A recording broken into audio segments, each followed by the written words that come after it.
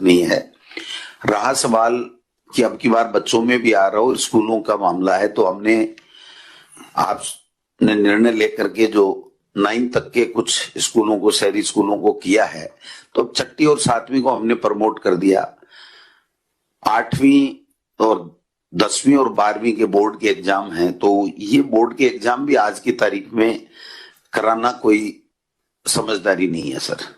तो हम ये मानते हैं, जबकि मैं इस पक्ष का हमेशा रहा हूं कि बोर्ड के एग्जाम हों, आज भी इस पक्ष का हूं, लेकिन वर्तमान परिस्थितियों में हमें इसको स्थगित करना चाहिए, इसमें कोई दो राय नहीं है। और वैसे भी 10वीं और 12वीं के जो एग्जाम्स हैं, 8वीं के हैं, उनकी तैयारी करीब करीब पूरी होगी, 6 मई से है। तो वैसे भी अगर हम इसको बिल्कुल से ही घर पे पढ़ने के लिए अगर कोर्स पूरा हो गया तो दे दे, तो कोई दिक्कत वाली बात नहीं है जब भी एग्जाम होंगी, क्योंकि एग्जाम बोर्ड के होने से पहले 8-10 दिन तो वैसे ही प्रिपरेशन के लिए हम लोग समय देते हैं। तो अगर कोर्स पूरा हो गया, हम पता लगा लेते हैं, तो फिर 10वीं 12वीं और 8वीं को भी हम लोग फ्री कर सकते हैं, जो घर पे तैयारी करेंगे। और जब परिस्थितियां अनुकूल होंगी और अगर निर्णय लिया जाएगा कि एग्जाम करेंगे, तो फिर एग्जाम हो जाएंगे। तो एक तरीके से बच्चों वाला जो काम है वो रोक सकता है। दूसरा एक कोचिंग्स का मामला है, इसमें थोड़ी सी पेचीदगी इसलिए आ रही है कि कोचिंग करने के लिए लोग अलग अलग जगह से आते हैं, अलग अलग जगह से आके फिर रूम्स किराए पे ले लेते हैं, रूम किराए पे लेते हैं, किराए वाला किराया ले लेता है, कोचिंग वाला अपना पैसा ले लेता है। अब उसको कैसे रोकेंगे, ये मेरे भी थोड़ा समझ में कम आ रहा है, क्योंकि अगर उनको वापस भेज देंगे तो उनका किराया भी लग गया, उनकी फीस भी लग गई, और फिर वो दोबारा जब आएंगे तो दोबारा वो की वही बात होगी। और अगर पालना भी हम कठोरता से नहीं कराएंगे तो फिर ये कोविड वहां भी फैल सकता है। तो शादियों के लिए अब सख्ताई करने की आवश्यकता है मेरे विचार में। और स्कूल्स के लिए तो मैंने मोटा मोटी निवेदन कर दिया कि आपके ऊपर निर्णय है कि अब हम इस दिशा में, बंद करने की दिशा में और एग्जाम स्थगित करने की दिशा में हम लोग जा सकते हैं।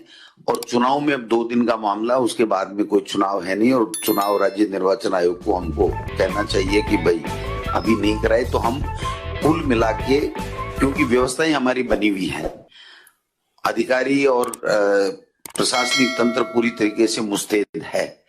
केवल पब्लिक में ये मैसेज चला गया कि साहब चुनाव हो रहे हैं, रैलियां हो रही हैं, ये कोरोना कुछ नहीं है, गांव में नहीं है, तो उसको हमको और ज्यादा बेहतर तरीके से एक जागरूकता अभियान चला करके हमको समझाना पड़ेगा कि ये सेकंड वेव है और ये बहुत ही खतरनाक है।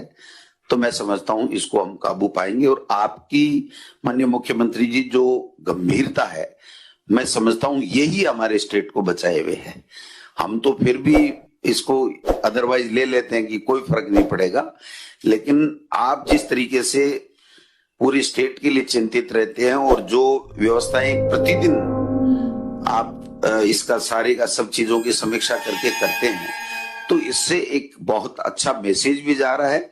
और इससे हमको हमारी लोकप्रियता में भी इजाफा हो रहा है कि वास्तव में लोगों की जान बचाने के लिए पूरी तरीके से प्रतिदिन हमारे मुख्यमंत्री जी पूरे अमले के साथ में चिंतन मनन करते हैं और उसके अनुसार कार्रवाई भी करते हैं। तो निश्चित रूप से हमारा धर्म भी बनता है और उस धर्म को आप बखूबी निभा भी रहे हैं।